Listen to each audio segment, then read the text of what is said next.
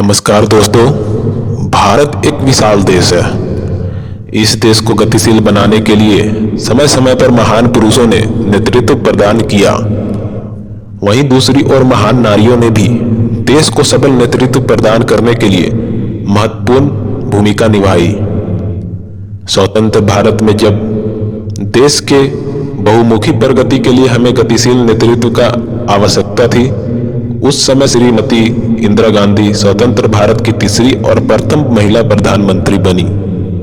इंदिरा जी का जन्म 19 नवंबर 1917 ईस्वी को आनंद भवन, प्रयाग, उत्तर प्रदेश में हुआ। उनके पिता का नाम पंडित जवाहरलाल नेहरू और माता का नाम श्रीमती कमला नेहरू था। इंदिरा जी उनकी एकमात्र संतान थी। बचपन से ही इंदिरा जी के व्यक्तित्व में दूरदर्शिता, ओजस्विता और साहस का अद्भुत समन्वय मिलता है। उनके राजनीतिक जीवन का प्रारंभ उनके बचपन से ही समझना चाहिए। गांधी जी के आह्वान पर उनके माता पिता स्वतंत्रता संग्राम में कूद पड़े। उस समय स्वतंत्रता आंदोलन का जोर था, जिसका प्रभाव उनके अचेतन मन पर पड़ा। उन्होंने बचपन में ही राजनीति और स्वतंत्रता प्राप्ति की प्रारंभिक शिक्षा ले ली थी। इंदिरा जी कहती थी, मुझे यह मालूम नहीं कि मैं बचपन में खिलौने से खेली हूं।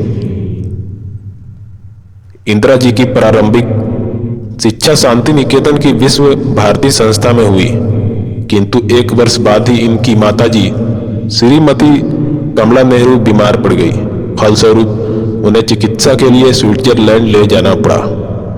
उस समय इंदिरा गांधी जी का आयु भी बहुत अधिक नहीं थी, इसलिए पंडित जवाहरलाल नेहरू इंदिरा जी को भी अपने साथ ले गए।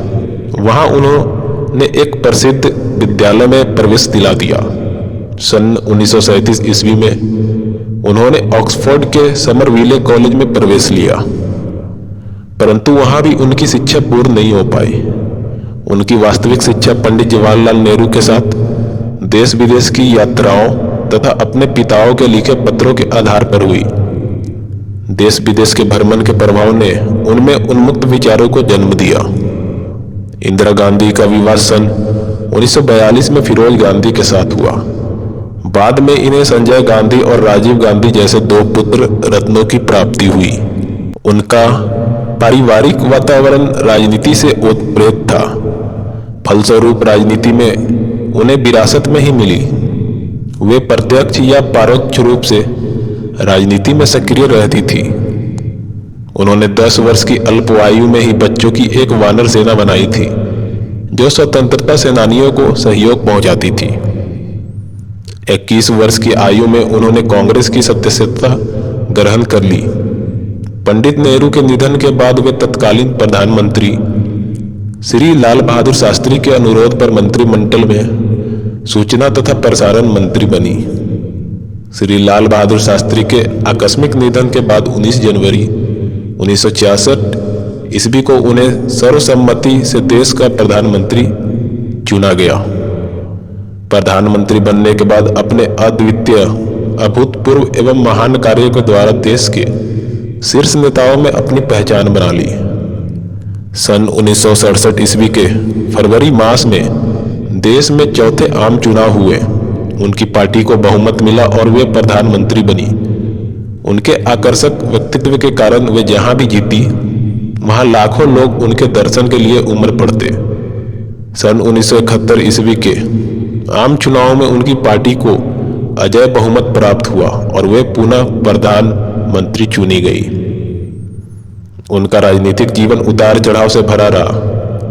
जून 1975 ईस्वी में इलाहाबाद उच्च न्यायालय ने उनके चुनाव को अवैध करार दिया।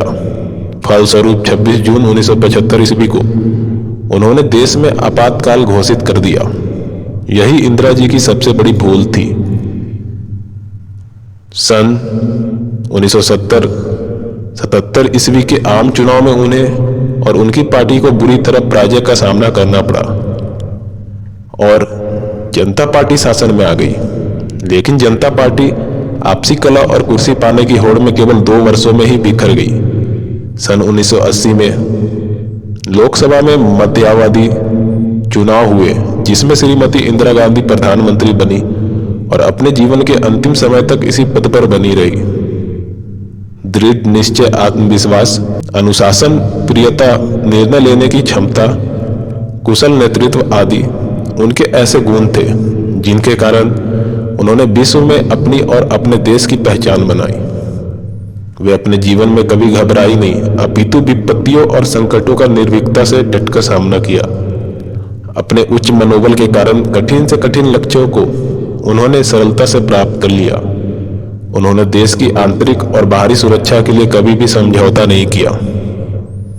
भारत पाक युद्ध में भारत की अभूतपूर्व विजय और बांग्लादेश का निर्माण इसके प्रमुख उदाहरण है। सन 1974 ईस्वी में राजस्थान के पोखरम में परमाणु बमों का परीक्षण कर विश्व में भारत की बढ़ती हुई शक्ति का प्रदर्शन किया। उनके शासनकाल में देश ने विज्ञान के क्षेत्र में भी अभूतपूर्व कार्य किए।